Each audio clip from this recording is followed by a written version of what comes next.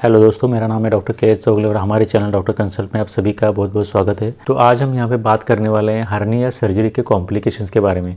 मतलब कि hernia surgery करने की वजह से क्या क्या कॉम्प्लिकेशंस बन सकते हैं, इनके बारे में शॉर्ट में आज हम यहाँ पे बात करेंगे। सबसे पहली बात कि हर्निया का ऑपरेशन करना सबसे पहले तो ज़रूरी होता है। हर्निया के ऑपरेशन को टालना नहीं चाहिए। अगर आपको हर्निया है तो उसको सर्जरी करवा लेनी चाहिए।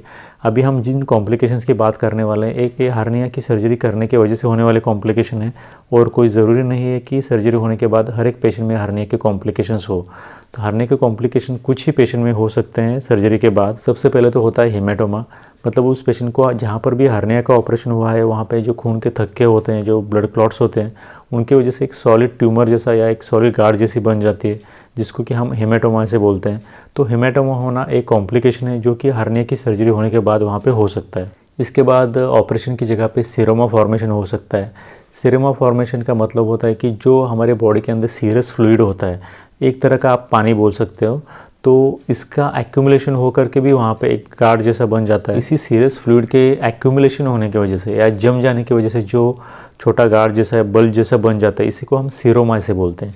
तो इस तरह से ऑपरेशन की जगह पे हेमेटोमा होना या फिर सीरोमा होना, ये कुछ मेजर कॉम्प्लिकेशंस है जो कि हर्निया के पेशेंट में ऑपरेशन के बाद हो सकते हैं। हर्निया की सर्जरी अगर लैप्रोस्कोपी के द्वारा की जाए तब भी इस तरह के कॉम्प्लिकेशन होने के चांसेस 5 to 25% हो सकते हैं। मतलब कि ऑपरेशन होने के बाद लगभग 5% से लेकर के ज़्यादा से ज़्यादा 20 से 25% लोगों में इस तरह से हर्निया के ऑपरेशन के बाद कॉम्प्लिकेशन होने के चांसेस होते हैं। इसके बाद जो कॉम्प्लिकेशन होता है जो कि हर्निया की सर्जरी के बाद हो सकता है, वो होता है यूरिनरी रिटेंशन। मतलब कि उस पेशेंट को पेशाब करने में तकलीफ़ होना, पेशेंट की पेशाब रुक जाना, पेशेंट की पेशाब ठीक से न होना, ये कुछ ऐसे कॉम्प्लिकेशन है जो कि यूरिनरी ब्लैडर से रिलेटेड होते हैं, जो उस पेशेंट की हर्निया की सर्जरी होने के बाद हो सकते हैं। तो पेशाब का ठीक से न होना, पेशाब करने में परेशानी होना, ये भी एक कॉम्प्लिकेशन हो सकता है। इसके बाद जो कॉम्प्लिकेशन होता है वो होता है न्यूरैल्जियाज। न्यूरैल्जियाज का मतलब होता है उस पेशेंट के सर और चेहरे के एक तरफ पेशेंट को दर्द महसूस होना, तो इसको न्यूरैल्जिया ऐसे बोलते हैं। तो न्यूरैल्जिया का कॉम्प्लिकेशन भी हर्निया की सर्जरी होने के बाद हो सकता है। इसके बाद होता है टेस्टिकुलर पेन और स्वेलिंग। टेस्टिकुलर पेन और स्वेलिंग का मतलब होता है कि जो मेल पेशेंट है, उस मेल पेशेंट के अंदर टेस्टिस के ऊपर स्वेलिंग होना और वहाँ पे दर्द होना एक कॉम्प्लिकेशन है जो कुछ केसेस में, खास करके अगर स्क्रोटल हर्निया है या फिर इंग्वाइनल हर्निया है, तो इस तरह के हर्निया के टाइप्स में इस तरह से स्क्रोटल पेन और स्वेलिंग ऑपरेशन के बाद मेल पेशेंट में हो सकते हैं। इसके बाद होता है मेश इन्फेक्शन या फिर वुंड इन्फेक्शन। मेश इन्फेक्शन का मतलब होता है कि जो मेश हम हर्निया को ठीक करने के लिए बॉडी के अंदर एज ए डिवाइस लगाते हैं, उस मेश के अंदर ही कुछ इन्फेक्शन हो जाए तो भी वो कॉम्प्लिकेशन पैदा कर सकता है।